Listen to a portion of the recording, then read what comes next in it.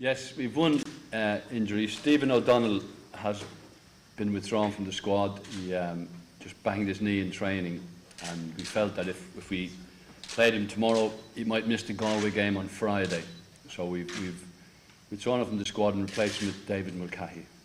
It's a big game, like, I think, but I think everyone's just looking forward to playing. I think obviously the occasion and all that it's the new stadium and it's going to be a big crowd. It's great and all, but I think once the game gets started, I think all that goes out the window. No matter what game you're playing, I think everyone wants to make sure that they play well, puts in a good account of themselves. It'll be a great day for people around and their families and stuff like that, but once the game starts, it's everything else out the window. You just concentrate on your jobs and make sure you put in a good performance. And I think a fixture of this nature brings people together. I've had to, for instance, speak to managers and explain to them what the procedure was going to be, the type of players I was looking for, and the way that I was going to handle them, and the way that they would be handled by everybody. Hence, it was very important that the league and the FAI facilitated me with a first-class medical backup, so that every precaution that needed to be taken was taken, and that's been put into place. So much so that we're following the full international team's procedures all the way through, and that's a good experience for the players as well to be in that sort of environment. The stadium and the opposition probably need no explanation, no further explanation. But the most important thing to us all really is the game itself, the 90 minutes. And the most significant part of the whole occasion, to me, will be that 90 minutes. I hope Manchester United play the very best team they can. I hope the team of Manchester United play the very best it can.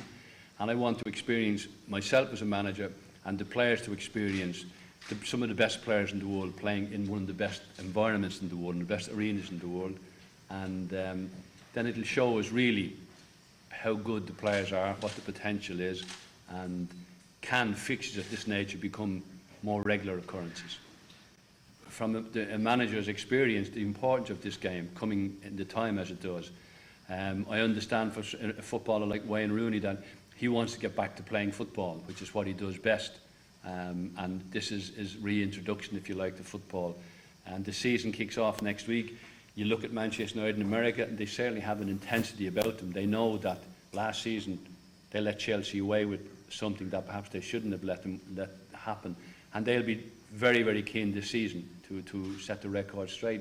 So this game, and the game on Sunday, I think will be taken very seriously by Manchester United and by the players, and particularly by the players coming back from the World Cup.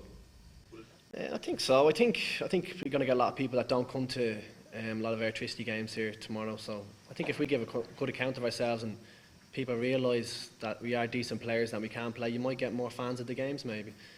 I think there is a lot of good players in the league.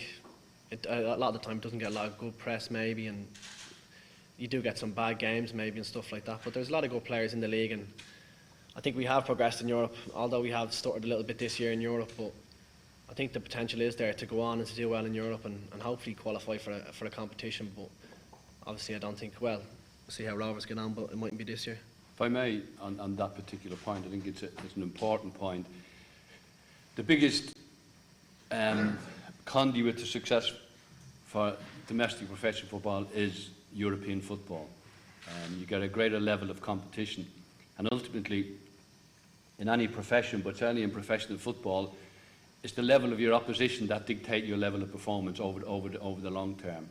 And you will only, in Airtricity League football, you'll only become as good as the people you have to beat, which means you may never realise your true potential.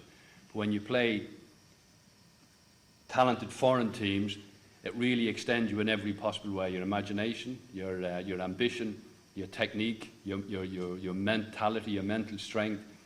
And this game comes in the back of a disappointing couple of weeks in European football.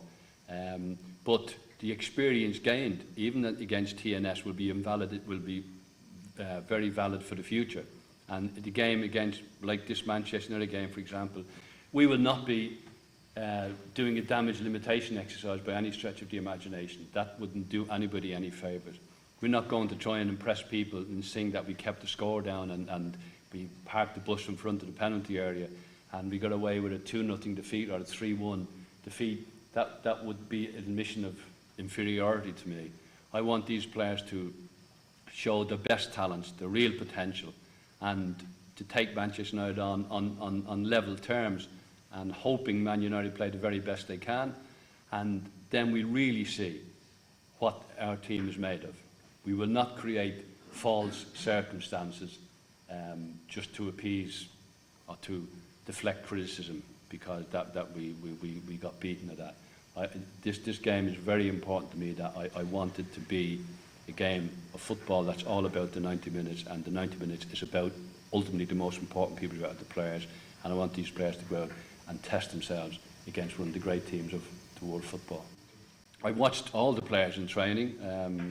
It's the way you operate as a manager, I suppose, and you look for little signals that dictate certain trends of each individual. And one of the things I liked about Paul was his immediacy to every particular situation. His reaction to a situation is highly intelligent.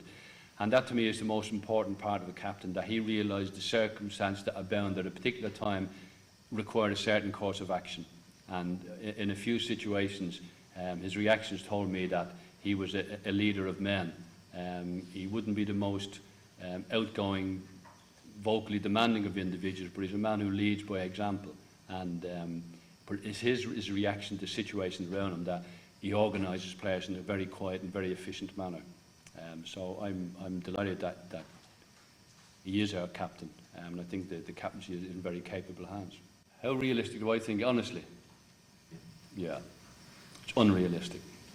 I think we're going to topple Manchester United, but realism and football don't go hand in hand. Football can be the most unrealistic business that you'll ever find yourself performing in, and I have seen enough things happen in my time to make me realise that good attitude, good perseverance can alter circumstances drastically, and it's important that my players have that perseverance, that we upset as much the natural rhythm of the opposition by perseverance, and then if we can add on top of that our own natural rhythm as well and impose that on the game, then at least we at the very least we'll make a good game of it. What's the point of bringing Manchester United over and just sitting back and taking pressure all night? I mean, it wouldn't do anything for me as a manager. It wouldn't do anything for the players. It wouldn't do anything for the image.